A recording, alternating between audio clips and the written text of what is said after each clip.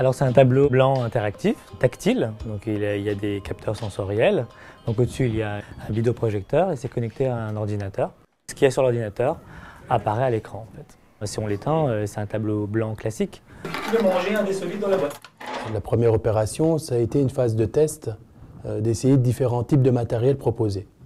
Donc avec des fonctionnalités différentes, pour voir celle qui convenait le mieux aux enseignants et aux animateurs, puisque c'était un projet en collaboration entre l'éducation nationale et nos centres de loisirs. Donc on a trouvé des enseignants volontaires dans chacune des écoles, des animateurs qui vont s'investir sur cette question.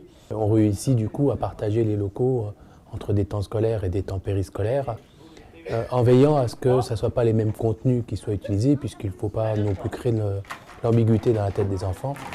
2, bravo, une dernière. On a une approche beaucoup plus libre parce qu'on peut illustrer tout le travail, tous nos propos par des images, du son, des vidéos. Et puis pour les élèves, c'est beaucoup plus ludique. Je vous propose un compte est bon. Il n'y a plus cette situation statique devant un tableau noir. Les élèves peuvent faire un travail qu'ils avaient fait il y a quelques jours, ils peuvent le remettre. Voilà. Puis il y en a un qui a besoin d'une information, il peut rechercher l'information sur l'ordinateur. On peut zoomer aussi, hein. On peut mettre en valeur des détails. En géométrie, on peut faire des tracés, on peut compléter des cartes.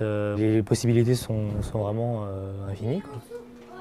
Il y a une formation qui est mise en place avec un animateur de la ville et un responsable pédagogique au niveau des circonscriptions académiques.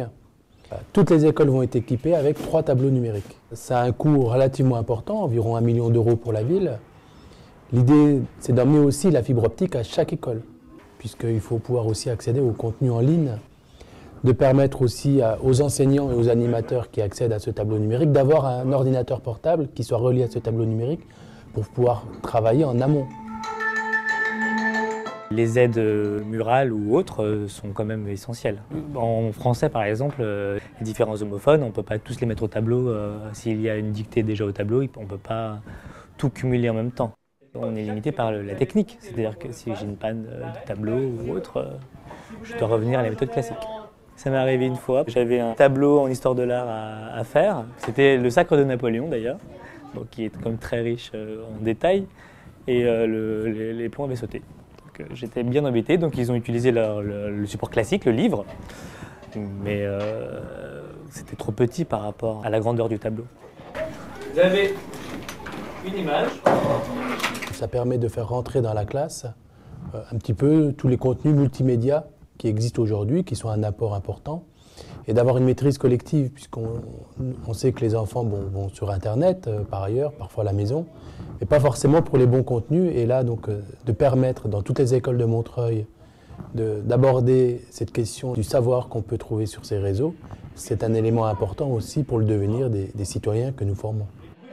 J'ai regretté le tableau noir, j'étais très attaché à mon tableau noir, mais on s'habitue très vite en fait. Ça s'était fait très naturellement. On travaille tous sur des ordinateurs, donc ça change peut-être la manière d'aborder les choses. Et on se dit comment est-ce que je vais aborder ça de façon plus ludique, comment je peux illustrer ça. Voilà, c'est pas forcément évident avec un tableau noir. On illustrait comment? On mettait le vidéoprojecteur, on prenait une affiche. Voilà, c'est un travail de recherche supplémentaire, mais c'est passionnant.